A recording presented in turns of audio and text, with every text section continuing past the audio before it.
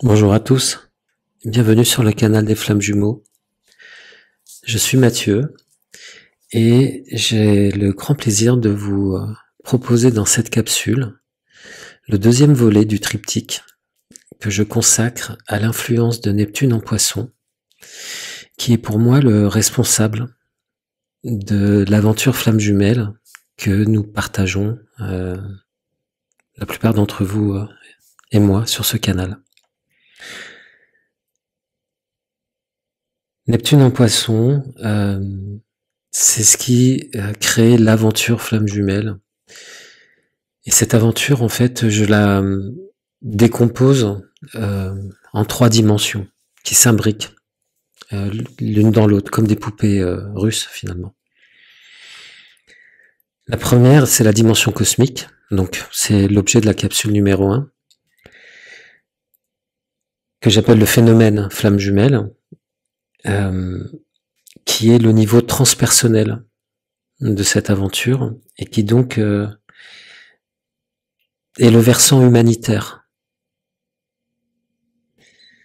Donc c'est ce que j'ai appelé le pouvoir émancipateur du mirage, et enfin qui n'est pas de moi, hein, la phrase je l'ai reprise à Luc Biget. Et je vais revenir dessus pour vous faire un petit résumé de la capsule numéro 1. Ensuite, imbriqué à l'intérieur, il y a la dimension, je vais appeler énergétique, que j'appelle l'expérience Flamme Jumelle. Donc ça, c'est l'objet de cette capsule. C'est le niveau interpersonnel. Et donc c'est le versant relationnel, et que je vais appeler relier les contraires, qui n'est pas de moi non plus, qui est aussi de Luc Biget. Et puis il y a une troisième dimension, imbriquée dans la seconde, elle-même imbriquée dans la première, bref, qui est pour moi la dimension bio-psychologique, que j'appelle le processus Flamme Jumelle, et qui donc se situe au niveau intrapersonnel. C'est le versant individuel de cette aventure, et que j'appelle la traversée du noyau psychotique, qui n'est pas de moi non plus, c'est un concept psychologique, et il faut que je retrouve le nom de la personne. Bon, je ne sais pas, je retrouve pas. Dans la première capsule, ce que je vous ai expliqué, et j'aimerais revenir dessus, alors je vais prendre mes notes. Je vous ai parlé de l'archétype neptunien. Alors l'idée, c'était de vous dire que le Soleil, a priori, émet des particules qu'on appelle les neutrinos. Ces particules traversent l'univers, enfin voilà, et elles traversent toute matière. Et en fait, elles se chargent, ces particules se chargent de manière informationnelle des matières qu'elles traversent. Et donc sur Terre, quand on reçoit constamment des neutrinos en fait, et on est donc influencé par ces neutrinos qui sont chargés par une information de la matière qu'ils ont traversée auparavant. Bon, c'est pour vous donner une représentation. Je peux pas, les neutrinos, oui, c'est scientifique. Après, je peux pas enfin bon, c'est pas l'objet de cette capsule, mais c'est histoire de vous donner une représentation des choses en fait. Donc on reçoit des neutrinos venant de Neptune. On peut imaginer ça. Et Neptune, on va l'identifier sur Terre, lui et les autres astres, comme un archétype. C'est-à-dire que Neptune est une force signifiante qui envoie sur Terre, enfin par le biais des neutrinos, bref, on reçoit en tout cas sur Terre une force signifiante qui est neptunienne. Et cette force signifiante, c'est une force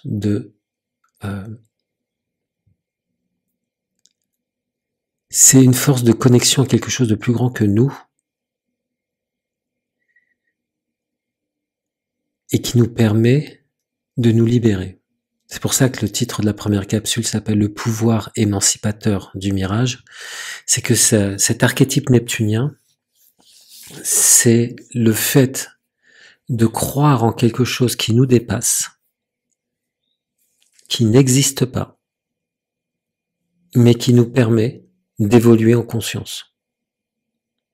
C'est le pouvoir émancipateur du mirage. Il y a un mirage qui nous donne le pouvoir de nous émanciper. Et émanciper, ça veut dire se libérer.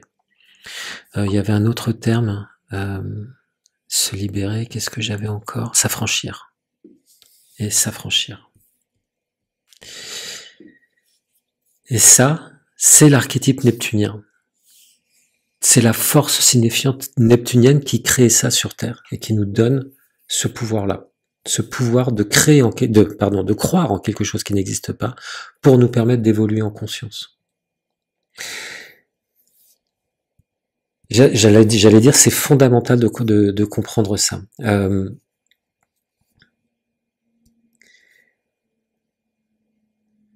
Alors, comment je prends les choses? Neptune a été découvert dans les années 1846, au même moment où le manifeste du Parti socialiste a été édité et qui représente justement ce mirage, ce rêve, cette illusion d'une fraternité humaine, voilà, d'une grande fraternité humaine. Et c'est ça le pouvoir de Neptune, c'est de nous faire croire à quelque chose comme ça qui pourrait tous nous rassembler, pardon. Une image que j'aime beaucoup de Neptune, c'est l'image de l'océan. L'océan est composé de milliards de gouttes d'eau. Toutes ces gouttes d'eau forment l'océan, mais l'océan n'est qu'un. L'océan est un tout. Mais sans les gouttes d'eau, il n'y a pas d'océan. Quand on prend une goutte d'eau, la goutte d'eau est un fractal de l'océan. Suivant où vous allez prendre la goutte d'eau, elle va pas avoir exactement la même composition en sel, en pollution, qu'une autre goutte d'eau prise à un autre endroit de l'océan. Donc chaque goutte d'eau est un fractal, mais chaque goutte d'eau n'est pas l'océan.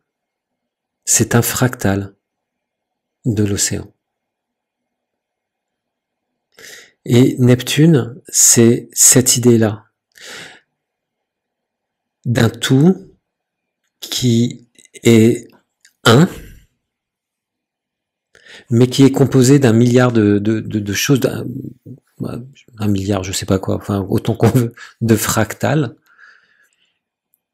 qui ne sont qu'une toute petite partie de ce qu'ils représentent. Nous sommes tous un fractal, d'accord? Nous sommes tous une goutte d'eau dans cette représentation. On pourrait imaginer que ce tout, si on rassemble tous les êtres humains qui ont vécu, vivent et vivront, alors on aurait l'ensemble, on aurait l'océan, si chaque être humain était une goutte d'eau. Et en ça, Neptune, on peut le relier à l'amour avec un grand A, ou à Dieu. Voilà. Alors, ça, c'est amour et Dieu, c'est quelque chose qui est très actuel, c'est très de notre culture. C'est-à-dire qu'avant le monothéisme, il y avait le polythéisme. Et avant le polythéisme, j'imagine que l'humain parlait avec la nature. Ce que je veux dire par là, c'est que le fait de dire Dieu ou l'amour avec un grand A, c'est très lié en fait à notre culture, à nous, qui est une culture monothéiste. Mais Neptune agissait avant le monothéisme, avant le polythéisme, avant l'humain, et il continuera à agir bien après. D'accord ? Mais pour nous, aujourd'hui, ce qui va nous parler, pour nous représenter l'archétype neptunien, c'est Dieu ou l'amour avec un grand A. D'ailleurs, vous voyez bien que dans la religion monothéiste, quelle qu'elle soit, on a bien un concept de quelque part, quelque chose qui nous attend et qui nous ouvre les bras, et qui nous aime. Et si on réfléchit un tout petit peu, vous voyez que dans la religion chrétienne, mais à mon avis pas que ça, enfin dans la religion monothéiste, plus on se lave de nos péchés, et plus ce truc qui nous attend quelque part et qui nous aime va pouvoir nous accueillir. Je vous ai parlé dans la première capsule de Martin Luther qui avait travaillé notamment pour mettre fin aux indulgences dans la religion chrétienne, c'est-à-dire au fait que les gens pouvaient accéder au paradis en payant. Plus on donnait de l'argent à l'église, et plus du coup on était absous, je sais pas quoi, et on promettait aux gens qui donnaient de l'argent qu'ils iraient plus vite au paradis. C'est exactement ce que l'on vit ici aujourd'hui dans le phénomène des flammes jumelles. C'est-à-dire que on vous promet, le concept flamme jumelle vous dit plus vous vous nettoyez de vos parts d'ombre, de vos vies passées horribles, de tout ce que vous avez fait, de votre karma, de votre transgénérationnel, et plus vite quelqu'un quelque part vous attend et vous ouvrira les bras. Ok ? On est exactement là-dedans. Le phénomène flamme jumelle, l'aventure flamme jumelle, c'est juste la religion chrétienne qui continue. Hein. Neptune, cet archétype, c'est celui qui donne un mirage pour permettre à l'humain, à l'humanité, d'évoluer en conscience. Et donc, aujourd'hui, ça se fait par le biais du monothéisme, ou de l'amour avec un grand A. C'est parce qu'on croit en l'amour avec un grand A qu'on arrête de tuer les dauphins, qu'on arrête éventuellement de couper des arbres, ou de faire je sais pas quoi, ou de cramer des gens pour savoir s'ils disent la vérité ou pas. C'est par l'amour avec un grand A que l'humanité monte en conscience. En tout cas, c'est la représentation que nous en avons, nous, aujourd'hui, après 2000 ans de monothéisme. Encore une fois, Neptune existait avant, et il agissait sur l'humanité avant. Simplement, l'humanité ne regardait pas les choses sous cet angle-là, de l'amour avec un grand A, et de quelque chose, quelque part, qui nous aimait indéfiniment, et qui n'attendait qu'une seule chose, c'est qu'on se nettoie pour pouvoir nous accueillir. L'humain voyait les choses autrement. Cet archétype neptunien, il se présente d'une certaine manière, c'est-à-dire que les archétypes, c'est toujours la même chose. Hein. Un archétype, c'est une force signifiante, et suivant mon degré de conscience, je vais prendre l'archétype à un certain niveau. Plus mon niveau de conscience est élevé, plus je vais comprendre l'archétype à un niveau élevé. Un niveau... plus je le prends au niveau élevé, plus pur il est, cet archétype. Enfin, plus ma compréhension est proche de la pureté de l'archétype. Plus ma conscience est basse, moins ma conscience est élevée. Plus petite est ma conscience, plus je prends l'archétype à un niveau bas. C'est ce qu'on appelle la descente de l'archétype. Et la dégradation, je vais comprendre l'archétype à un niveau dégradé.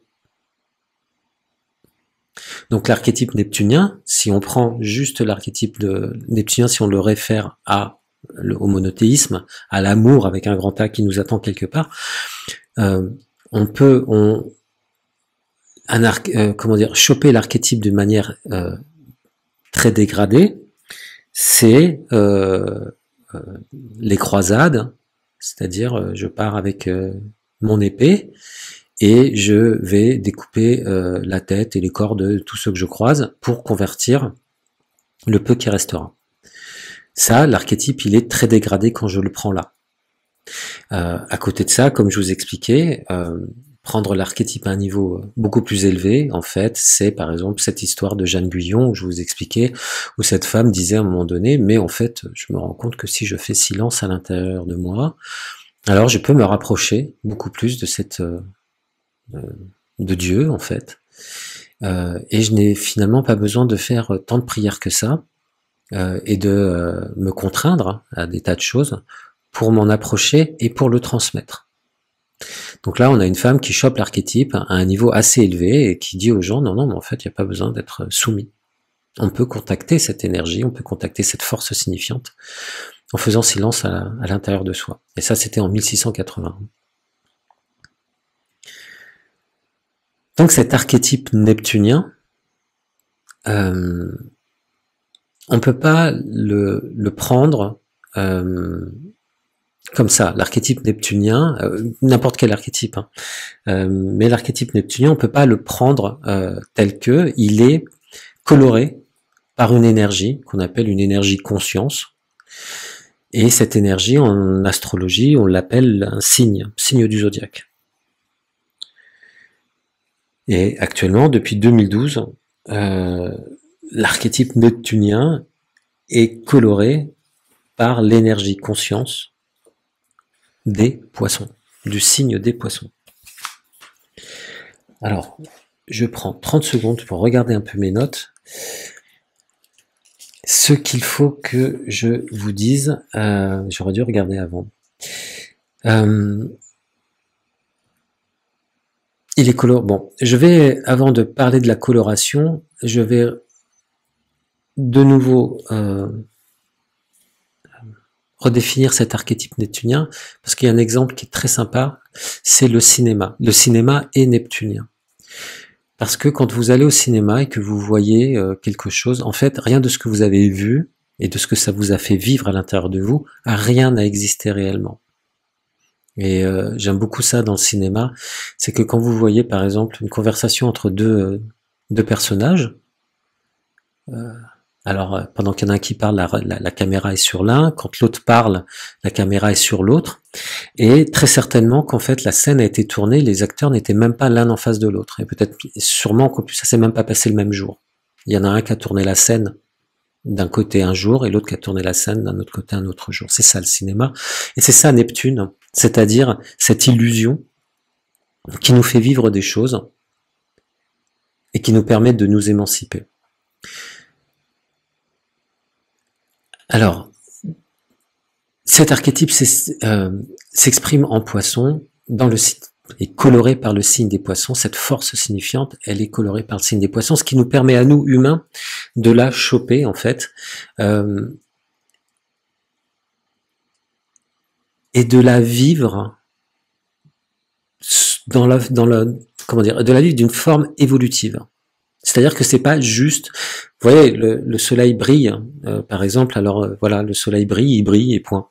En fait, non, c'est, alors là, parce que c'est physique, mais ces archétypes, en fait, ils sont pas toujours pareils. Comme ils sont colorés, filtrés, ils sont colorés par les signes du zodiaque, en fait, ils sont constamment en évolution. Et nous, ce qu'on chope, ce n'est jamais la même chose. En fonction des moments de notre vie, en fait, du moment où on se situe dans la vie, on va vivre l'évolution de l'archétype. Il y a 160 ans, Neptune sortait du Poisson et il rentrait en Bélier. Et le signe du Bélier, c'est une énergie conscience de début de cycle. Les 12 signes du zodiaque forment un cycle évolutif qui commence en Bélier et qui finit dans les Poissons. Le signe des Poissons, c'est un signe c'est une énergie conscience qui tente de regrouper l'ensemble de toutes les énergies conscience précédentes. Alors, si on regarde le glyphe des Poissons, ce qu'on voit, c'est deux hyperboles qui se tournent le dos et qui sont reliés par un trait. En fait, ce qu'on a, on a une unité, un rond qui est coupé en deux, d'accord, et dont chaque partie se tourne le dos. Une qui regarde vers le passé, une autre qui regarde vers l'avenir, et un trait au milieu qui tente de les relier, qui est la matérialité. Le trait horizontal représente la matérialité. Quand vous voyez un trait vertical, c'est l'horizontalité. Quand vous voyez un trait vertical, ça représente le côté spirituel, et le trait horizontal, qui est le cas dans le glyphe des Poissons, représente le côté matériel. Donc on a la matière qui tente de réunir deux forces, deux énergies, de positions qui se tournent le dos, qui vont dans des sens inverses. C'est pour ça que la capsule, je l'appelle relier les contraires. Et vous voyez bien que l'histoire des flammes jumelles, ça tombe exactement là-dedans. On a bien une force signifiante d'amour avec un grand A, un mirage qui nous donne le pouvoir de nous libérer, qui s'exprime en poisson, c'est-à-dire, dans notre cas, par une relation de deux opposés complémentaires, et que la matière essaye de maintenir ensemble. Dans la première capsule, je vous ai parlé des différentes, jusqu'à 1500 et quelques, des différentes fois où Neptune a été en Poisson, et ce que je vous ai montré, c'est qu'à chaque fois que Neptune a été en Poisson, on a assisté à une émancipation de quelque chose, en fait. C'est-à-dire que au temps de Martin Luther va proposer, au moment de la réforme de l'Église, des thèses pour commencer à s'affranchir du pouvoir des prêtres. Notamment en traduisant la Bible en allemand, il permet à des tas de gens de ne plus être dépendants des prêtres qui la lisent en latin et qui donc sont les seuls à pouvoir à la traduire. Donc on a quelque chose on voit bien qu'on s'affranchit de quelque chose. Ensuite, on a Jeanne Guyon, comme je vous disais, qui propose de se relier à son cœur en disant, ça c'est suffisant, pas besoin de faire des prières. On s'affranchit encore. Et puis après, je vous ai parlé d'Alan Kardec, où là il dit, attends, le monde de l'au-delà, mais bien sûr qu'on peut s'y connecter, chacun peut s'y connecter. On est médium, on peut se connecter à nos défunts. Alors, et on s'affranchit encore un peu plus de cette idée qui a parcouru le monde de l'an 500 à l'an 1500, voilà, de ce monothéisme qui a été très fort. Et aujourd'hui, 2020, 2024, mais bon, on voit bien que depuis 2012, cette force signifiante qui s'exprime dans le signe des Poissons nous propose, notamment par, il me semble, l'avènement du supramental, mais pas que, en tous les cas, de s'affranchir encore plus,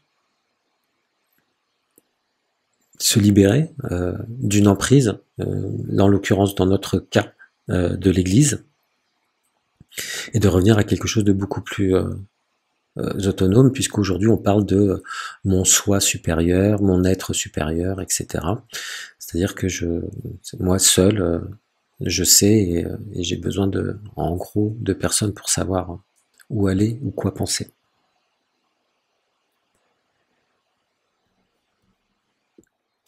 Alors, cette descente de l'archétype et cette dégradation de l'archétype, je vais vous en donner un exemple, c'est que vous connaissez peut-être Corinne Sombrin, qui est cette journaliste qui est partie en Mongolie pour enregistrer des sons chamaniques, des sons de chaman, des chants chamaniques. Alors l'expérience, c'est qu'elle-même rentrera en transe et petit à petit, elle va travailler, réfléchir sur cette histoire de transe. Ce qui est important dans cette histoire, c'est que elle va travailler avec des neuroscientifiques et également avec des chercheurs, des psychiatres, etc. Et l'idée qu'elle a, c'est de dire, mais finalement, il est tout à fait possible que dans les hôpitaux psychiatriques, il y ait beaucoup de gens qui sont en transe. On ne le sait pas. Ils sont rentrés en transe sans le savoir et ils n'arrivent pas à en sortir. Voilà. Donc ça, et donc elle forme. Aujourd'hui, elle forme des tas de chercheurs, de médecins, etc., qui adhèrent à cette idée-là. On voit que là, l'archétype, il est chopé d'une manière assez élevée. Voilà, puisqu'on a une action sur l'humanité. On a John Kabat-Zinn aussi, qui a introduit la méditation. Pareil dans les hôpitaux psychiatriques, je crois, en tous les cas pour aider les dépressifs. Voilà. Donc ça, c'est quand on prend l'archétype d'une manière assez élevée et qu'on a un impact sur l'humanité, voilà. Ça, ce sont des exemples actuels, parce que actuellement, les autres exemples que je vous ai donnés, Martin Luther, voilà, et Jeanne Guyon, bon, c'est sympa, mais tout ça, ça parle beaucoup de Dieu. Aujourd'hui, on en est un peu moins là, donc voilà, je voulais vous donner ça pour la dégradation de l'archétype. C'est aujourd'hui,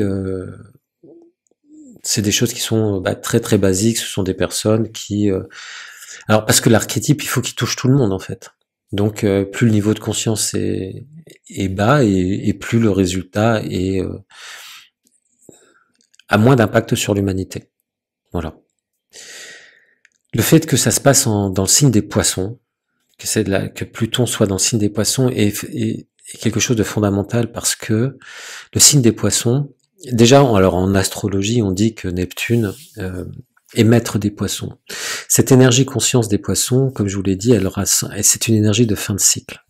C'est-à-dire que c'est en poisson que on tire une conclusion des, on va dire, 11 énergies précédentes. C'est pour ça que c'est un signe qui essaye de relier. Il essaye de tout relier, en fait, pour faire une synthèse. Et un Neptune en poisson, c'est un Neptune, alors moi j'ai cette image-là, bon, parce que je prends beaucoup l'autoroute, mais c'est un Neptune qui serait comme sur une autoroute, sans péage, et sans frottement de l'air. Vous voyez, un truc qui, voilà, qui passe. Il n'y a rien pour il a la place dont il a besoin, il est à la vitesse qui est la sienne, et il y a rien, il n'y a pas de frottement. L'énergie conscience des poissons est idéale pour une force signifiante comme Neptune. C'est pour ça qu'on dit que Neptune est maître des poissons.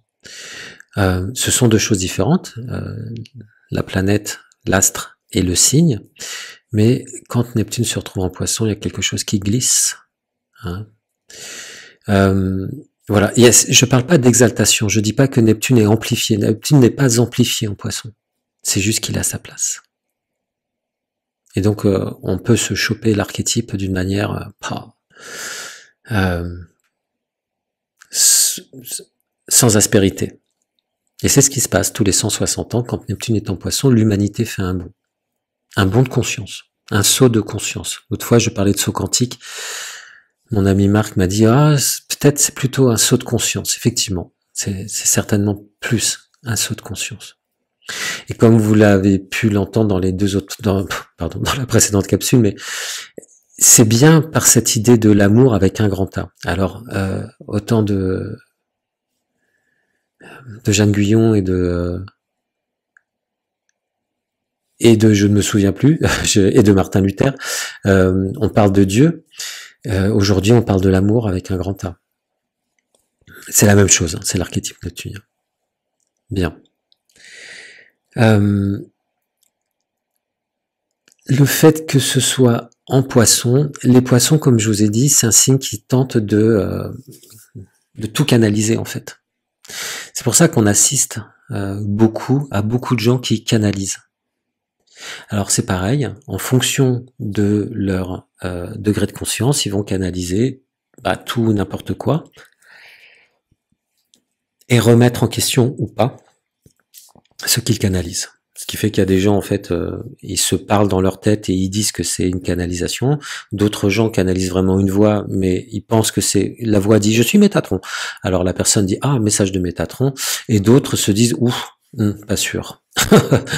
Et ça va dépendre du degré de conscience également des personnes. Mais le signe de Poisson, c'est ce signe qui permet cette énergie conscience qui permet la médiumnité, qui permet, parce qu'on est complètement perméable aux influences qui nous entourent. C'est cette façon de vouloir rassembler en un tout ce qui a été.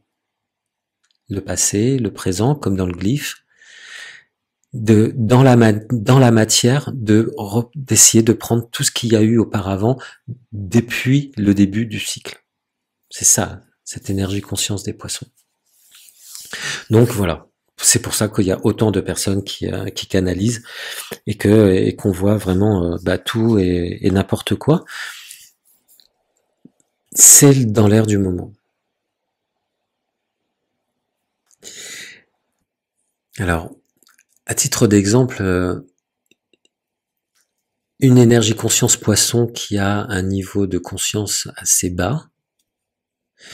C'est alors c'est en gros c'est un niveau où si je suis né dans une famille catholique, je deviens nonne ou prêtre, d'accord? C'est-à-dire que je ne remets absolument pas en question mon environnement, je me laisse complètement influencer par mon environnement.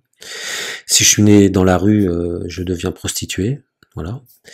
Parce que je suis complètement influencé par mon environnement. Alors je dis pas que les prostituées sont toutes nées dans la rue, hein, c'est pas ça. Mais bon, c'est pour faire le voilà les deux pôles de l'axe. Et puis à un niveau, comme je vous ai dit, à un niveau un peu plus élevé, je vais canaliser des voix et je vais plus ou moins les remettre en question, hein. Il y a des gens qui font des vidéos et qui disent, ils prennent un stylo, ils disent bon alors Métatron, qu'est-ce que tu as à nous dire? Alors bonjour chère communauté, et là Métatron parle, voilà. Et d'autres qui ont d'autres messages. Je pense notamment, pardon Emma, parce que je me souviens plus de son nom, mais du dialogue avec l'ange. Je ne me souviens plus, mais comment elle s'appelle. Bref, de ces femmes qui ont canalisé pendant un certain temps. Bon, elles ont appelé ça un ange. Voilà. Je ne me souviens plus. Gita Malas. Voilà. Donc c'est cette énergie-là, c'est dans cette énergie-là, c'est dans ce contexte-là, donc c'est sous l'influence de cette force-là qui n'a pas de frein, voilà, qui a sa juste place, à sa juste vitesse, que nous vivons cette aventure flamme jumelle. Et vous voyez, enfin encore une fois, mais il s'agit bien de relier des contraires, hein, que la matérialité essaye de relier des contraires. Il y a une chose qui est importante, c'est que ce contexte-là va se terminer. Parce qu'on est en fin de cycle et que, je vous ai dit, hein, le 26 janvier, non, je sais plus, 2026 à 18h35 exactement, Neptune sort du signe des Poissons pour 160 ans. Il reprend un nouveau cycle. Et donc, ce contexte-là va automatiquement retomber. Alors retomber, ça ne veut pas dire revenir en arrière, c'est pas ça. Nous ne sommes pas redevenus des hommes préhistoriques. C'est que le saut de conscience a été fait, la poussée a été fait. En gros, enfin moi j'ai cette expérience petit, moi je faisais beaucoup de natation, bref quand j'ai appris à nager, il y a un jour, il faut sauter du plongeoir, enfin du petit plongeoir là, il faut sauter sans la ceinture. Moi à l'époque j'étais agrippé à une perche et donc on apprend à, on est sur le petit plongeoir et là il y a la perche devant et il faut sauter, choper la perche et on tombe dans l'eau avec la perche, voilà. Et il y a un jour où on saute et là l'entraîneur enlève la perche et on tombe dans l'eau et on n'a pas les flotteurs, sauf qu'on sait nager. C'est ça, Neptune en Poisson. C'est ce moment où on saute en pensant qu'on va attraper la perche, parce que voilà, et la perche ne sera pas là, mais on va nager. Et l'humanité, c'est ce qu'elle vit. Donc, il y a le petit coup de pied aux fesses, c'est ça. Et quand Neptune va rentrer en Bélier, eh ben c'est le moment où on est dans l'eau et qu'on survit, et pour survivre, on se rend compte qu'on sait nager. D'accord? Et donc là, on va passer à une nouvelle phase. C'est exactement ce que l'humanité vit. Il se trouve que dans cette partie du monde, j'appelle la partie occidentale, mais voilà, les États-Unis, enfin le continent américain, l'Europe, voilà, essentiellement, ça se présente sous forme flamme jumelle. Mais comme je vous le disais, chez les Papous, ça se présente aussi. Ils vivent aussi Neptune en Poisson. Je suis pas sûr qu'ils le vivent à la manière de la flamme jumelle, mais voilà. Alors, maintenant, je vais parler de cette histoire d'amour avec un grand A. Parce que s'il y a bien une chose que nous apprend cette expérience que l'on vit, cette expérience relationnelle, il me semble que cette expérience relationnelle nous pousse au paroxysme de l'amour avec un petit a. Certainement pour découvrir l'amour avec un grand A, ou en tout cas le percevoir un peu plus, nous émanciper de l'amour avec un petit a et aller vers comprendre un peu mieux ce qu'est l'amour avec un grand A, qui est pour moi l'action de Neptune en Poisson. Alors l'amour avec un grand A serait l'archétype neptunien, et l'amour avec un petit a serait l'archétype vénusien. Avec un grand A, c'est du transcendant, du transpersonnel, mais du transcendant, et avec un petit a, c'est de l'égotisme, c'est de l'amour égotique.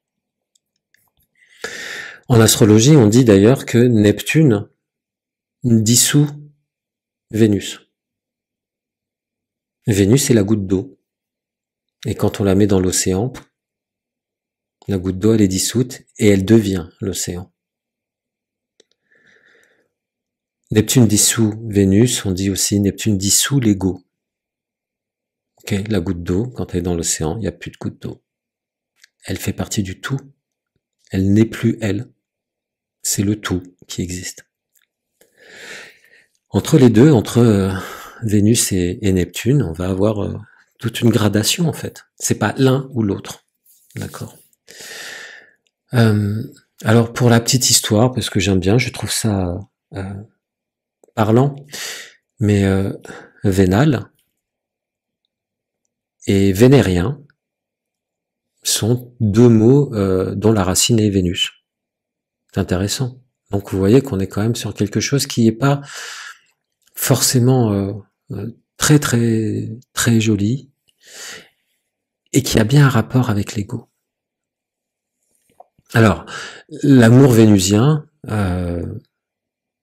c'est l'amour possessif, c'est l'amour matériel, c'est, vous savez, mon jumeau, mon runner, c'est mes ex, mon ex, voilà, tout ça, c'est très vénusien en fait.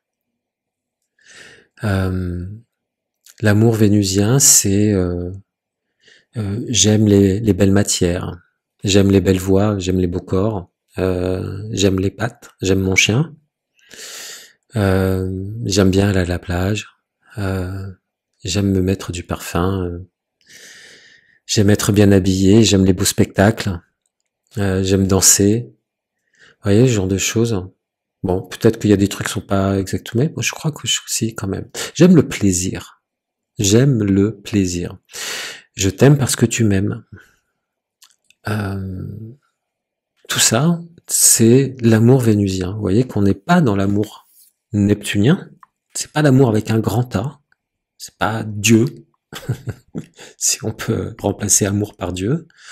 Mais c'est l'amour vénusien, c'est l'ego. C'est de l'ordre du besoin pour ma propre satisfaction. Mon sentiment de sécurité, mon sentiment de confiance en moi, de réassurance, etc. Tout ça. Voilà. Donc tous ces amours-là, en fait, tous ces états-là vont être des états plutôt vénusiens. Et pour moi, ce Neptune en Poisson est là pour nous faire passer de l'un à l'autre. En tous les cas, pour nous faire passer un barreau d'échelle sur cette échelle-là. Alors, Franck Hatem, lui, il dit, et je vous l'ai dit 15 000 fois, que l'amour, pour lui, amour avec un grand A, est le carburant de la conscience. Et c'est vraiment ce que je crois. Je l'ai dit, hein, je crois, je ne sais plus parce que j'ai refait cette capsule plusieurs fois, mais c'est parce que on va aimer, à un moment donné, pas être amoureux, mais qu'on va aimer le dauphin, qu'on va se dire qu'il faut arrêter de les tuer, quoi. C'est parce qu'on va commencer à aimer l'humain qu'on va arrêter de lui couper la tête à tour de bras ou de le cramer pour savoir s'il dit la vérité ou pas. Quand on aime l'humain, on comprend qu'il puisse mentir. Et on voit bien que l'amour permet à l'humanité de monter en conscience. Même si c'est pas encore top, malgré tout c'est quand même notre chemin. Alors, Et je pense que ce Neptune en Poisson nous fait vivre le paroxysme de l'amour avec un petit A pour qu'on comprenne ce que ce n'est pas que l'amour avec un grand A. Pour qu'on comprenne ce que n'est pas l'amour avec un grand A. Je vous ai dit l'amour, je vous ai dit Neptune, c'est le cinéma. Et ben en fait, le truc c'est qu'il faut regarder qu'en fait, nous sommes très conditionnés par un truc qui s'appelle Hollywood. Et Hollywood, parce qu'on est dans un monde d'images, nous vend un amour entre deux personnes qui n'existe pas. D'ailleurs, souvent, si à la fin ils s'embrassent, il retrouve la princesse ou je sais pas quoi, on ne sait jamais ce qui se passe après. Quand ça se passe bien, comme ça, quand ça se finit bien, on ne sait pas la suite de l'histoire.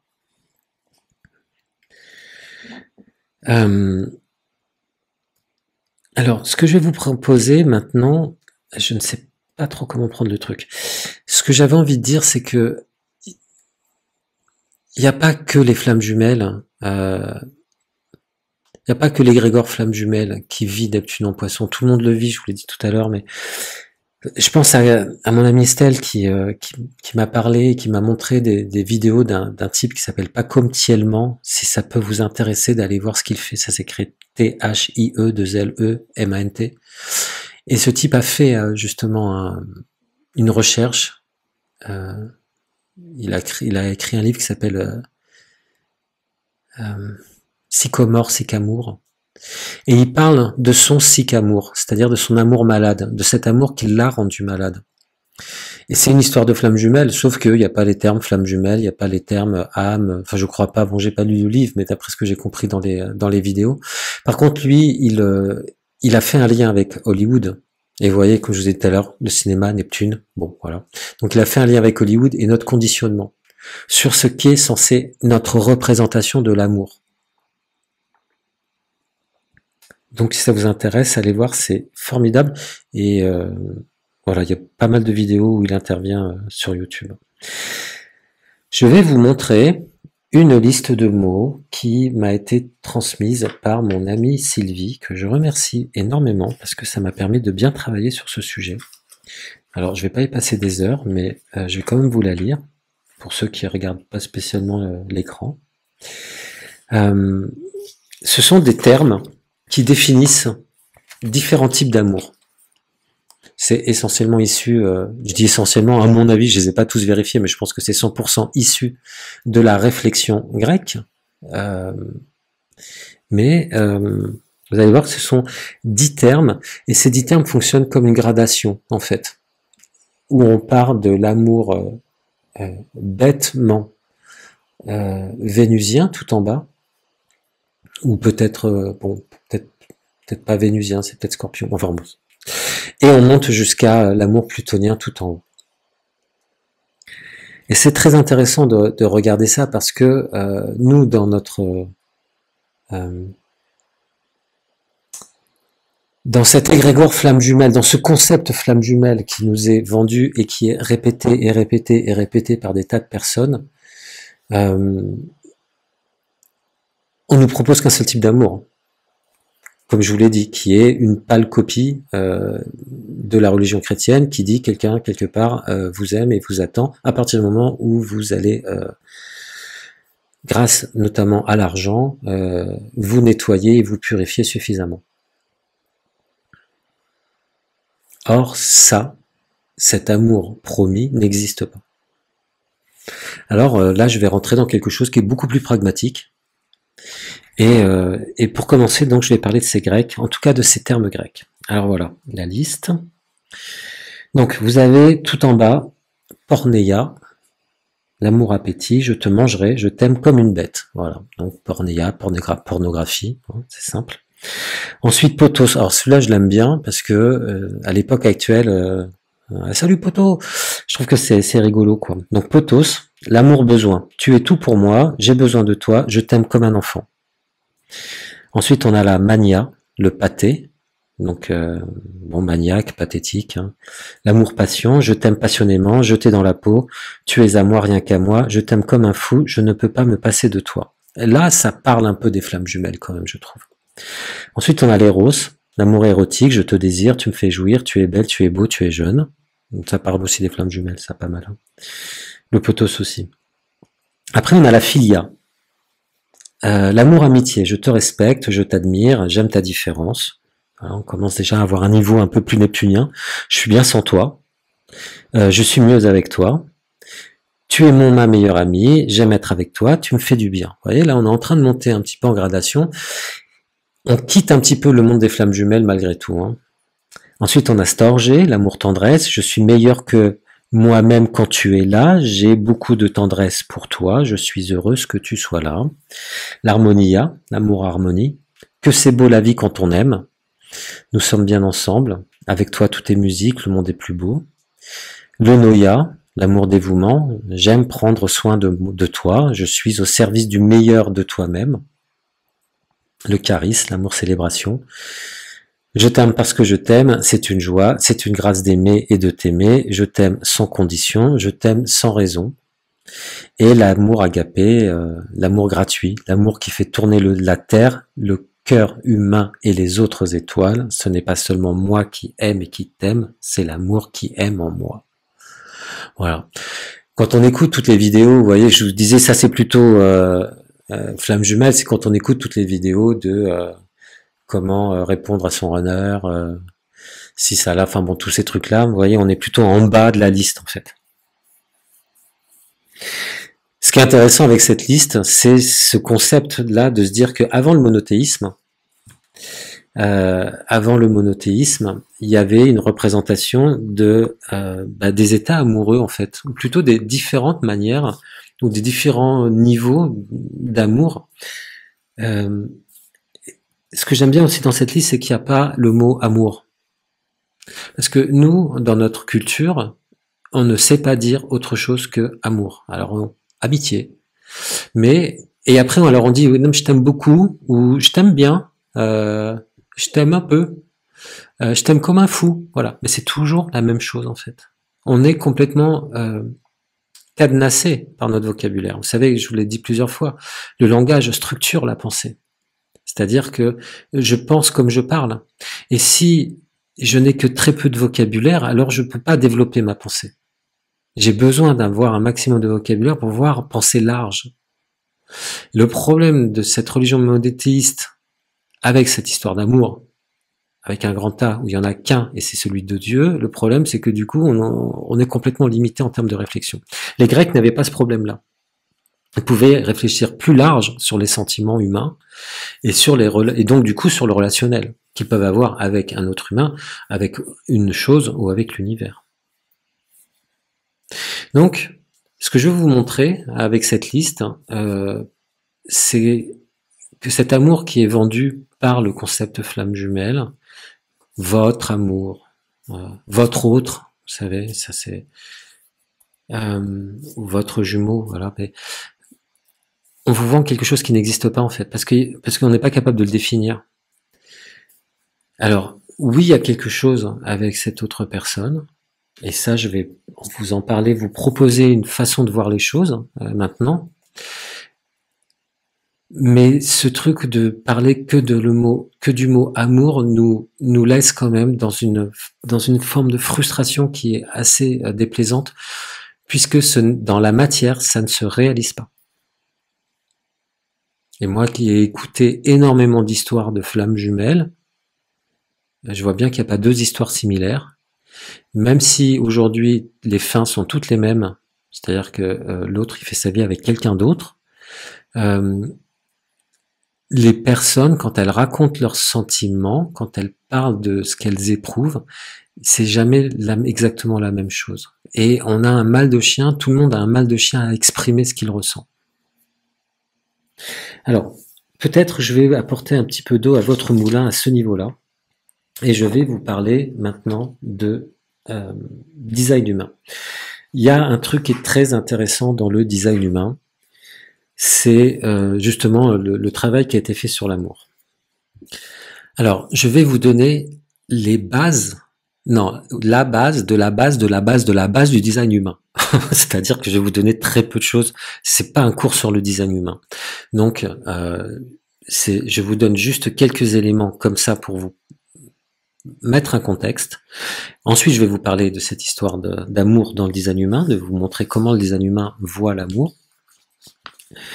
Mais voilà, donc pour ceux qui connaissent le design humain, vous allez voir, je fais exprès de ne pas développer et de ne pas tout expliquer parce que c'est pas le sujet de la capsule et j'en suis déjà à 50 minutes. Alors, je vais commencer par... Alors, le design humain, comme je vous l'ai dit tout à l'heure au début, là, dans ce niveau interpersonnel, l'expérience flamme jumelle, le versant relationnel, je vous parle d'une dimension énergétique. Et c'est pour ça que je fais intervenir le design humain, puisque le design humain va nous parler du versant énergétique de notre véhicule. Le design humain étant le véhicule que nous habitons pour vivre l'expérience humaine. Alors, je vais vous montrer, voilà, cette première image. Donc ça, c'est le design humain d'une personne. Voilà, c'est en fait c'est un type qui fait des vidéos sur YouTube pour parler des flammes jumelles et qui a tendance à critiquer un peu tout le monde. Voilà. Qu'est-ce que je vais vous montrer avec cette image? D'abord, si vous regardez bien, vous allez voir qu'il y a tous les signes du zodiaque. C'est-à-dire que vous avez une roue intérieure avec tous les signes du zodiaque. Et en dessous de ces signes, je pense que je mettrai des flèches. Vous voyez qu'il y a des symboles. Ce sont la position des planètes au moment, alors, de ma naissance. Ça, c'est en noir. Les glyphes noirs, c'est au moment de ma naissance. Et les glyphes rouges, c'est 88 jours, enfin 88 degrés avant ma naissance. Je vous passe le pourquoi du comment, c'est pas le sujet de cette vidéo. Mais c'est comme ça que fonctionne le design humain. Donc, si vous prenez, alors, on va prendre ce qui se passe en haut à droite. Donc là, je vais vous mettre une petite flèche. Vous allez voir que vous avez les deux signes de Neptune. Donc c'est facile pour moi de les prendre, ceux-là. Donc vous avez le noir, le jour de ma naissance, et le rouge à côté, 88 jours avant ma naissance. Ils sont tous les deux dans le signe du Sagittaire. Vous voyez que le Neptune noir, il est en face d'une porte, au-dessus d'un numéro qui s'appelle 34. Et le Neptune rouge, lui, il est en face du numéro 9. Bon. Ces numéros, cette roue des numéros, qui fait tout le tour du zodiaque, et qui est la même pour tout le monde, s'appelle... c'est le Yiking. C'est-à-dire qu'en fait, il y a ce qu'on appelle 64 portes qui représentent 64 sagesses. Alors, elles ne se suivent pas, hein, c'est pas 1, 2, 3, 4, elles sont, chaque porte, chaque sagesse est positionnée à un endroit très précis du zodiaque. Certaines portes sont à cheval sur 2 signes, voilà. Je vais pas plus loin. Mais sachez qu'il y a 64 portes, et donc en fonction du moment où vous êtes né, là où se situe la planète, elle active une porte. Voilà. Donc moi, on voit bien que j'ai Neptune qui active la porte 34 et le Neptune rouge qui active la porte 9. Ok. Au milieu de ce mandala, ça s'appelle un mandala, au milieu il y a mon design humain, c'est-à-dire la vue énergétique de mon véhicule. Alors, vous avez des formes là, triangle, carré, losange. Ce sont des centres énergétiques. Je ne développe pas le truc. Et vous voyez qu'ils sont tous reliés. Donc, si je fais bien les choses, normalement, je vais vous faire un agrandissement. Ils sont tous reliés par ce qu'on va appeler des canaux. Voilà. Alors, pour faire simple, pour que vous compreniez, hop, je vais prendre le triangle du haut. Vous voyez que le triangle du haut, hop, si je mets en gros, il y a 3 numéros, et dont le numéro du milieu qui est en violet. Ce numéro du milieu veut dire que au moment de ma naissance, il y avait une planète qui a activé cette porte-là. Pardon. Voilà. Donc là, cette porte 61, elle était activée par la position. Alors en l'occurrence là, c'est la position de la Terre dans le zodiaque. Donc, vous voyez, ça active et ça fait un petit trait noir là, ok. Il se trouve que en face de cette porte, là où il y a la porte 24, la sagesse 24, moi je n'avais pas de planète, donc c'est pas actif. S'il y avait une planète positionnée là, en fait, j'aurais eu dans ce qu'on appelle le canal tout entier. Voilà, ça c'est juste pour vous expliquer. Donc en fait, soit on a, donc quand vous regardez après mon design, vous voyez qu'il y a des endroits où j'ai que la moitié, et des endroits, là je vais vous l'entourer en rouge, celui-là, où j'ai le canal tout entier, parce que j'avais, donc là en l'occurrence si c'est rouge et noir, c'est que il y avait une planète 88 jours avant, et le jour de ma naissance, il y avait une planète dans la porte qui fait face. Je vous rappelle que les portes, ce sont des sagesses. Chaque porte est une sagesse, et chaque canal représente un concept, en fait. Voilà. Comment fonctionne le design humain d'une manière ultra rapide? Alors, par exemple, vous allez voir, c'est rigolo, mais tout en haut, je reviens là sur cette porte là 61 qui est activée. La sagesse de cette porte, pour utiliser un mot-clé, c'est le mystère. Voilà, le mystère, notamment dans le moment présent. Voilà, et donc c'est pas pour rien que le type qui parle derrière le micro vous est fasciné par les flammes jumelles et dans ce qu'il vit au quotidien. Bien, donc ça, voilà comment ça fonctionne. Maintenant, je vais vous parler des portes qui parlent d'amour dans le design humain. Alors là, on va changer de body graph, on va changer de schéma, mais je vais essayer d'être plus clair. Alors, dans le design humain, il y a 11 portes qui sont relatives à l'amour. Alors, en fait, non, il y a 10 portes, mais il y en a une qui a une double fonction. Il y a 10 portes qui sont relatives à l'amour. Un peu comme dans notre liste tout à l'heure avec nos 10 mots, sauf que, bon, il y a des choses qui peuvent, ça se relie pas exactement. Voilà, ça parle pas tout à fait de la même chose. Mais là aussi, il y a 10 portes qui parlent d'amour. Il y a 4 portes qui concernent l'amour transpersonnel. Qu'est-ce que ça veut dire, transpersonnel? Ça veut dire que ce n'est pas de l'amour personnel. C'est de l'amour impersonnel, c'est de l'amour à travers la personne. Transpersonnel, c'est de l'amour à travers la personne. Quand on a une de ces 4 portes, une ou plusieurs de ces 4 portes, on porte en soi une conception de l'amour. Ah oui, tiens, je sais pas, il faut que je me... Bref. On porte en soi une conception de l'amour,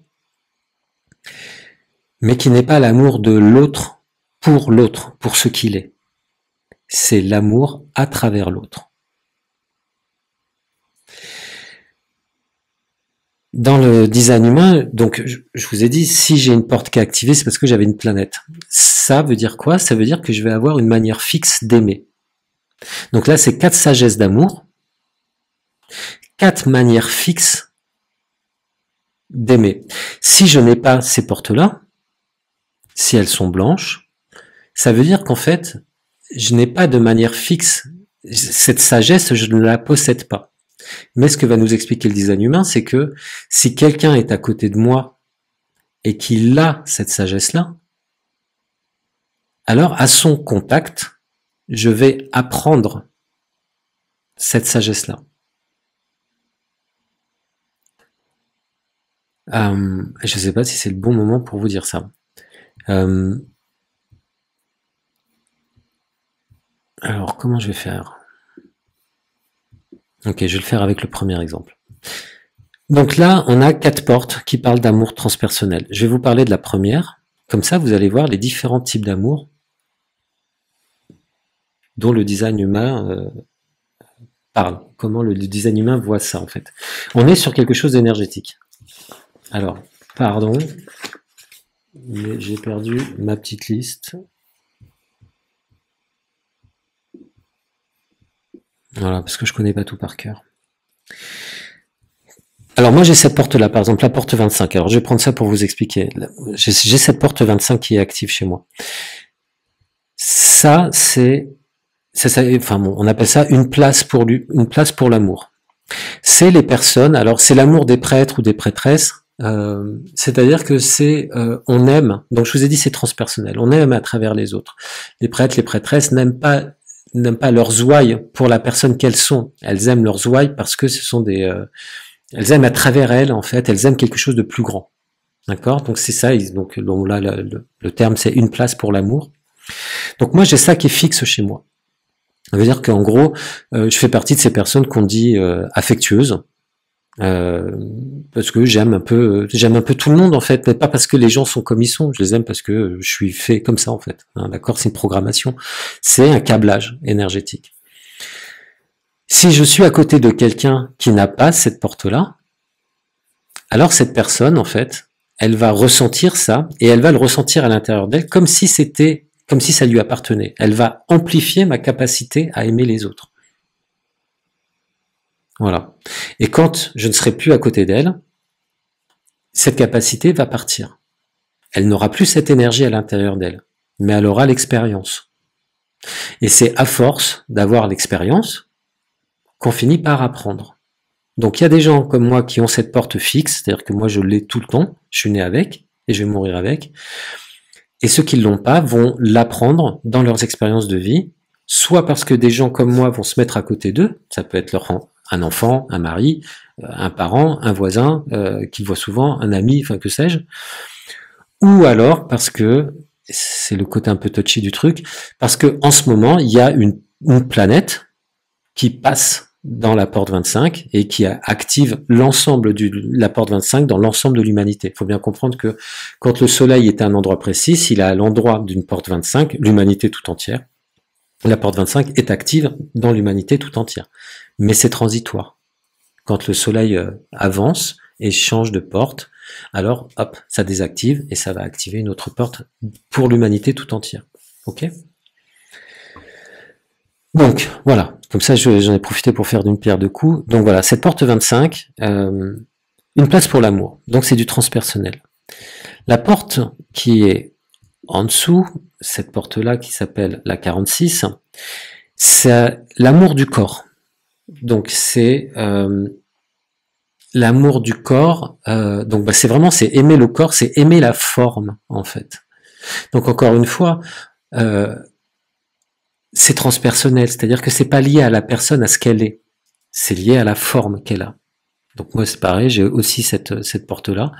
Donc c'est quand on aime les corps, quelle que soit, on va dire, la personnalité de la personne, on va trouver son corps beau, on va le trouver beau en fait, d'accord ? Et on peut tomber amoureux d'un corps, mais pas de la personne. C'est transpersonnel. Donc c'est un autre type d'amour. Un autre type d'amour transpersonnel aussi, celui-là, avec la porte 15, qui s'appelle aimer l'humanité. Et là, c'est aimer être un être humain. Voilà. C'est grâce à cette énergie-là, les gens qui ont cette énergie-là, par exemple, sont des gens qui vont, par exemple, œuvrer pour que les êtres humains arrêtent de se taper dessus.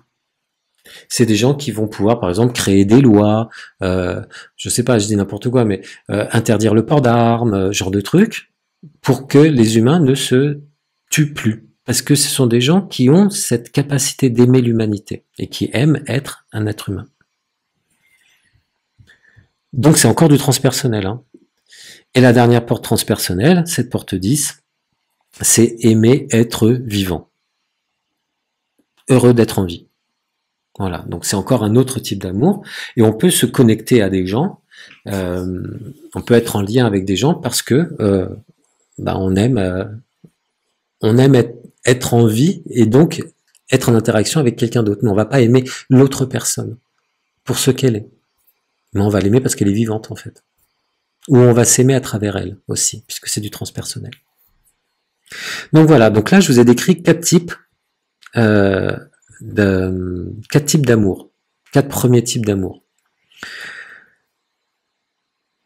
Qu'est-ce qui se passe en fait dans le design humain, c'est que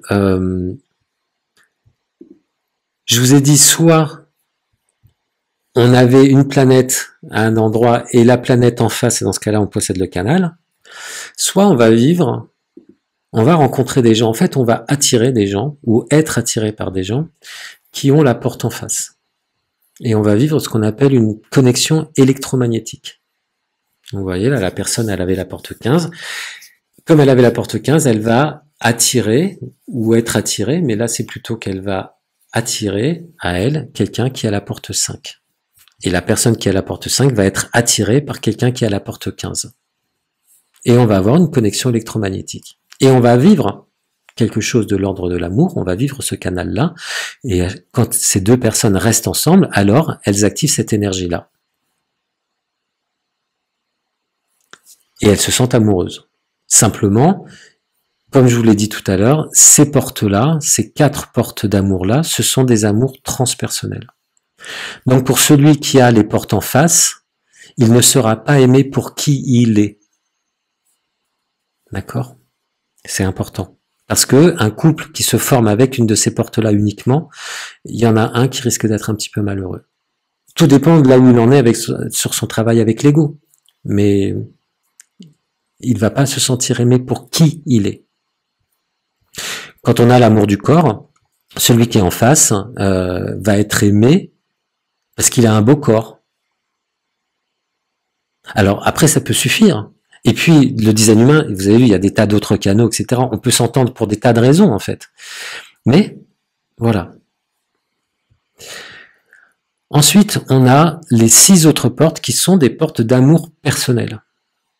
Hop. 6 corps, voilà, pardon. 6 portes d'amour personnel. Donc, je vais les reprendre.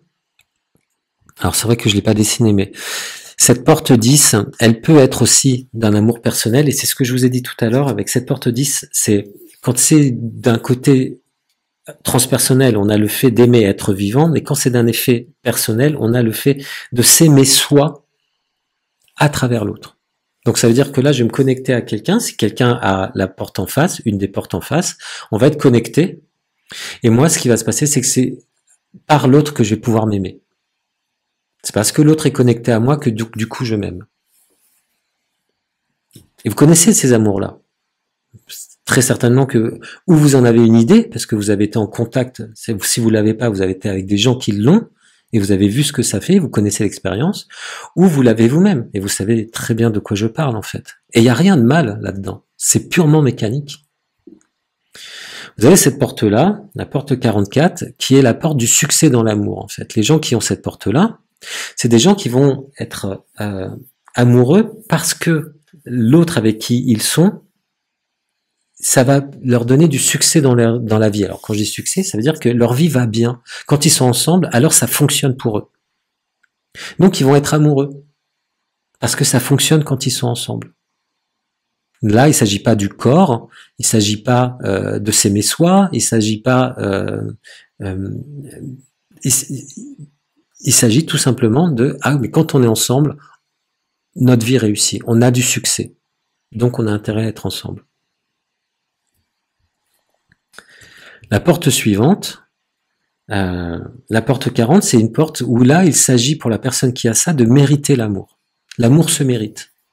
Donc ce sont des gens, par exemple, qui vont prouver régulièrement leur valeur parce qu'ils pensent qu'ils sont porteurs de cette énergie-là, que l'amour, ça se gagne. Et donc, ils vont estimer que les autres, ils vont faire en sorte pour gagner l'amour des autres.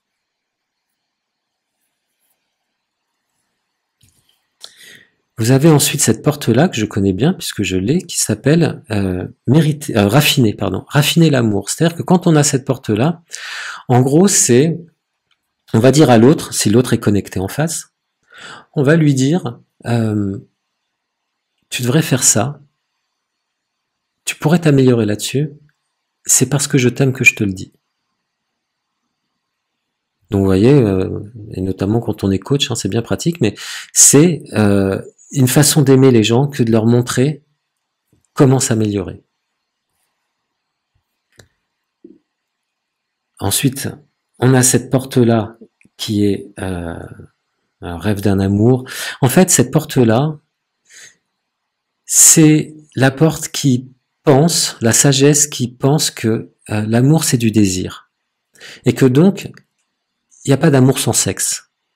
Les deux font la même chose. C'est-à-dire que la personne qui a cette porte-là, elle aime parce qu'elle désire l'autre.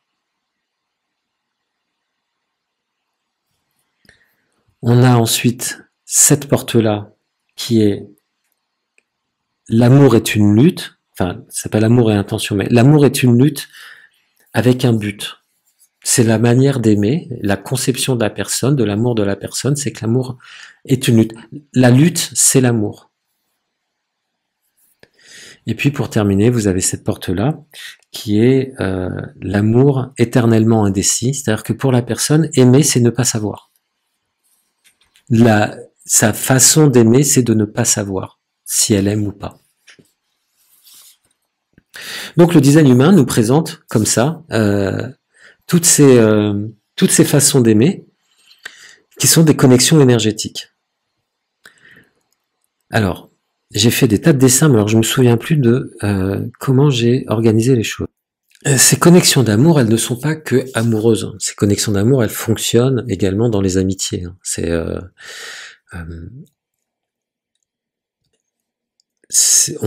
Quand on est ami avec des gens, on a en général des connexions avec ces portes d'amour.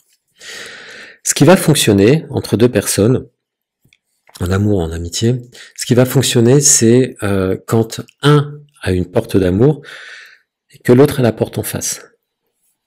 Dans ces cas-là, par exemple sur mon chemin, là, vous voyez que il y en a un, il a 2 portes d'amour et l'autre, il a les portes en face. Donc ça va très très bien marcher. On va se connecter et du coup, ça va faire quelque chose de très joli, voire même de solide, parce que chacun apporte ce qui manque à l'autre. Des choses plus compliquées, c'est quand on a ce genre de choses. C'est-à-dire qu'il y en a un, il a tout le canal, et l'autre, il a qu'une porte. Ça veut dire quoi? Ça veut dire que celui qui a la porte là, la porte en bas, la porte 58, ce qu'il apporte, alors lui, il se connecte bien, celui qui a le canal. Mais ce qu'il apporte, lui là, avec le rose, en fait, l'autre l'a déjà. Et donc, ici, on a ce qu'on appelle un compromis. Et en général, dans les couples, c'est dans les compromis qu'il y a des problèmes. Qu'est-ce que je veux vous dire par là? Pourquoi je parle de ça? Parce que autant j'ai discuté avec énormément de flammes jumelles, autant j'ai très peu de données sur les coordonnées de l'autre flamme jumelle. Donc, mais j'en ai quand même quelques-unes. Et sur les schémas que je vois, des couples de flammes jumelles qui donc ne sont pas réunis, parce que moi je ne connais pas de flammes jumelles réunies, en fait, ce qu'on voit, c'est soit il n'y a pas de connexion dans des portes d'amour, soit il y a une connexion, mais dans une porte d'amour transpersonnel, soit la connexion, elle est compromise. C'est une connexion comme ça. C'est ce qui fait que ces couples-là ne peuvent pas fonctionner. En gros, pour que ça fonctionne, il faudrait qu'il y ait ce genre de schéma, quoi. Mais à partir du moment où on se retrouve avec une connexion transpersonnelle ou une connexion comme ça en compromis, ça fonctionne pas. Et si ça fonctionne, moi j'ai ça par exemple avec... moi par exemple, j'ai vécu 16 ans avec une personne avec qui je suis toujours en lien, voilà, quelqu'un que je connais depuis 25 ans, où on a une relation qui est très forte, et notre connexion amoureuse, c'est celle-ci. Ça fait des histoires compliquées, ça fait des histoires dures. Alors bien sûr, on a pu vivre en couple, mais ça fait pas des histoires douces. Pour avoir une histoire douce, il faut avoir ce genre de connexion. Voilà. Alors, là, par exemple, dans cet exemple-là, c'est ce que moi je vis avec ma flamme jumelle. C'est-à-dire que moi je suis le rose et lui c'est le bleu. Et on voit que moi j'ai un canal rose, donc quand il est à côté de moi, lui il découvre ce canal-là. On partage tous les deux un canal transpersonnel, qui est l'amour du corps. Donc moi j'ai cette porte d'amour du corps, lui il a la porte en face. Et lui, il a tout ce canal là en bas. Alors, la chose est intéressante. Le canal qui est en bas, c'est l'amour, c'est le canal du désir. Et vous voyez que bon, le truc, c'est que il est hétérosexuel, donc a priori,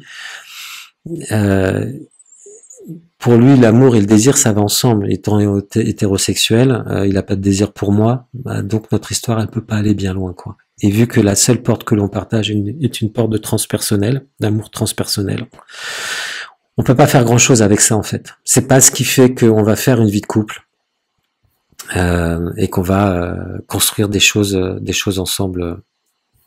Voilà.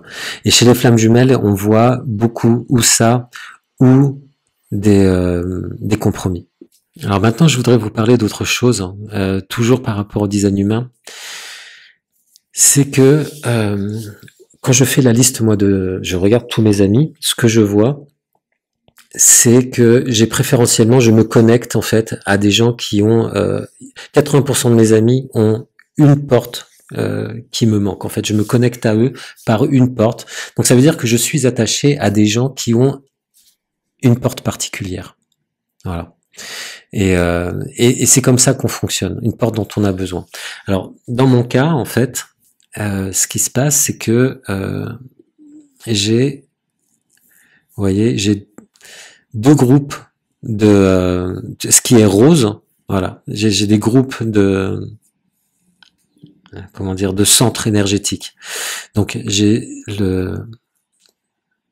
au milieu là ce groupe rose, et puis sinon j'ai celui du bas. Voilà. Et le trait violet, en fait, c'est un canal que possède ma flamme jumelle. En fait, quand il est à côté de moi,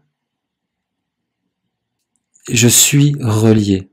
L'ensemble de mes groupes énergétiques est relié par son énergie violette, lui. Et donc, du coup, c'est ce qui fait que quand je suis à côté de lui, je me sens comme à la maison. Parce que mon énergie peut enfin vivre tout un trajet qu'elle naturellement n'a pas. Quand il est pas là, ce trait violet, je l'ai pas en fait. Mon énergie, elle est coupée entre deux groupes de centres énergétiques. Et ça, c'est quelque chose qui fait qu'on va s'attacher à quelqu'un. Parce que cette personne va nous apporter un canal qui nous manque et qui nous permet de nous sentir un. Parce que quand je n'ai pas ce canal, naturellement, ça veut dire qu'en fait, en moi, je vis naturellement avec une sensation de division, mais qui est en soi, qui n'est pas mauvaise. Mais quand il est là, lui ou quelqu'un qui a un canal comme celui-là, quand il est là, alors je me sens enfin réuni. Et ce qui va se passer, c'est que je vais croire, mais ce qui est normal, que c'est grâce à lui. Et c'est effectivement grâce à lui. Et ce qui fait que quand il s'en va, c'est aussi terrible pour moi, et que je vis une sorte de vide tout d'un coup, parce que on me retire une énergie qui ne m'appartient pas, mais qui me permet de me sentir complet quand il est là. Et ça, c'est en regardant les différents schémas de design humain, c'est ce qui permet de se rendre compte en fait de ce que l'on vit quand on est au contact des autres. Et qu'on voit pourquoi on se contacte avec une personne plus qu'avec une autre. Vous voyez là, le trait, il est le trait violet, c'est une manière pour moi de connecter l'ensemble de mes centres. Il y a une autre manière que ma flamme jumelle m'apporte aussi, c'est qu'elle me connecte aussi par là et par là. Donc ça fait double vide quand il est plus là. Quand je suis à côté de lui, tout d'un coup, il y a quelque chose comme ça qui est très fort énergétiquement, et dès qu'il n'est plus là, il y a une coupure qui est dramatique pour moi. Et un truc qui est intéressant, c'est que moi j'ai ces deux portes-là, ici et ici, ce qui fait que 80% de mes amis, en fait, sont des gens qui ont cette porte-là. Voilà. Je rentre pas dans le détail de la sagesse, que ça veut dire, etc. Mais vous voyez que je me connecte à des gens qui me permettent de me sentir un, en fait. Et c'est ça qu'exprime, c'est comme ça qu'explique le design humain, l'amour et l'attachement qu'on a aux autres. Pourquoi est-ce que je m'attache à tel type de personne plutôt qu'à l'autre? Pourquoi il y en a où je m'attache pas? Elle m'intéresse comme ça, voilà, je les écoute. Ah oui, ça c'est oui, cette personne elle a ça d'intéressant, etc. Mais je passe pas mon temps avec elle. J'ai pas envie de la revoir. J'ai pas envie de faire des trucs avec elle parce que je suis pas connecté en fait.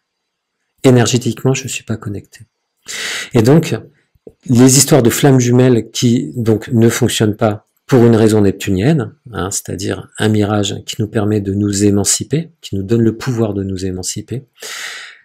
Énergétiquement, ça s'explique. Le design humain nous donne une explication et alors tout le monde n'a pas les coordonnées astrales de sa flamme jumelle puisqu'il faut connaître l'heure et la date de naissance et le lieu de naissance de l'autre pour pouvoir voir comment les choses elles se connectent ou pas.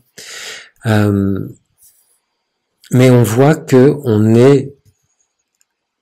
les flammes jumelles sont des gens qui vivent quelque chose de très fort pour des raisons aussi énergétiques. Ce n'est pas qu'une histoire d'âme. En tout cas, c'est explicable énergétiquement. Et on voit très clairement les histoires qui vont fonctionner, qui vont pas fonctionner. Et je peux vous dire une chose, c'est que moi je connais une personne avec qui j'ai une histoire très douce, très jolie, très douce. Et c'est une personne avec qui j'ai un canal d'amour personnel que je partage. Je n'ai pas de compromis avec cette personne, j'ai pas de transpersonnel. Et notre histoire est très douce. Voilà. Et ça fait toute la différence entre les histoires de flammes jumelles qui ne fonctionnent pas et une histoire où j'ai besoin de faire aucun effort et avec la personne, on n'a même pas besoin de se parler, de s'expliquer, de se dire oui, mais moi j'ai besoin ou quoi. Il n'y a pas besoin en fait. C'est juste que quand on est ensemble, on se sent bien parce qu'énergétiquement, ça connecte et il n'y a rien énergétiquement qui nous disconnecte.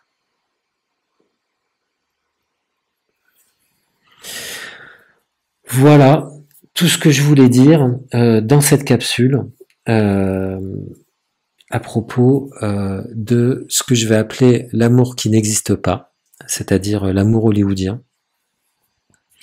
Ce sont des tas d'autres choses qui existent et qui nous font nous attacher à quelqu'un, qui nous font vivre quelque chose de fort ou pas avec quelqu'un. Sur l'ensemble des 10 amours que je vous ai donnés là, dans le design humain ou de la liste des 10 amours et des gradations, vous voyez que il y a des tas de manières, des tas de manières.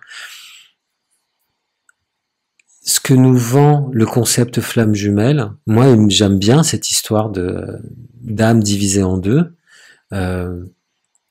mais ce que je sais c'est qu'il n'y a pas une histoire et il n'y a pas un type d'amour. Quand on vous dit oui, l'amour des flammes jumelles, l'amour des flammes jumelles, il n'existe pas, en fait. C'est comme l'amour hollywoodien, ça n'existe pas. Il y a des infinités, ce sont des fractales. On est tous ici pour représenter un fractal de l'amour. On est connecté au tout avant de naître, et on y sera connecté après une fois qu'on sera mort. Très bien. Mais en attendant, notre existence sur Terre, nous sommes une goutte d'eau d'amour. Et tous un peu différents. On a une empreinte, comme une empreinte génétique, différente de l'amour. On n'est pas exactement les mêmes. On est un fractal de l'océan. On est une goutte d'eau qui peut constituer l'océan. Et nous en sommes le représentant. Mais nous ne représentons que notre fractal. Et les flammes jumelles n'y coupe pas. Donc il n'y a pas d'amour de flamme jumelle au sens propre, qui aurait un amour spécial. Il y a une expérience flamme jumelle relationnelle qui coïncide avec un Neptune en Poisson, qui fait qu'il y a des choses que l'on vit de manière massive, mais pour des raisons différentes, et dont le but, des raisons personnelles différentes, mais dont le but est bien celui de s'élever en conscience. Et cet audio que je vous fais, une vidéo puisqu'il y a de l'image que je vous fais aujourd'hui, elle est pour vous aider à prendre conscience aussi de qui vous êtes, de ce que vous représentez et de ce que vous pouvez, de ce qui se passe quand vous rencontrez quelqu'un. Alors, si la 5D c'est l'énergétique, eh bien voilà la 5D. Comment ça se passe en 5D. Voilà, bon, je vais m'arrêter là. Je vous remercie beaucoup pour votre écoute. J'espère que ça vous a plu. Dans la troisième capsule, je parlerai de la traversée du noyau psychotique, c'est-à-dire ce qui se passe au niveau individuel, puisque nous sommes aussi des êtres biologiques et psychiques, donc le versant biopsychique. Je vais vous parler voilà, de ça dans la troisième capsule. Et puis en attendant, eh bien, prenez soin de vous, je vous embrasse. Salut.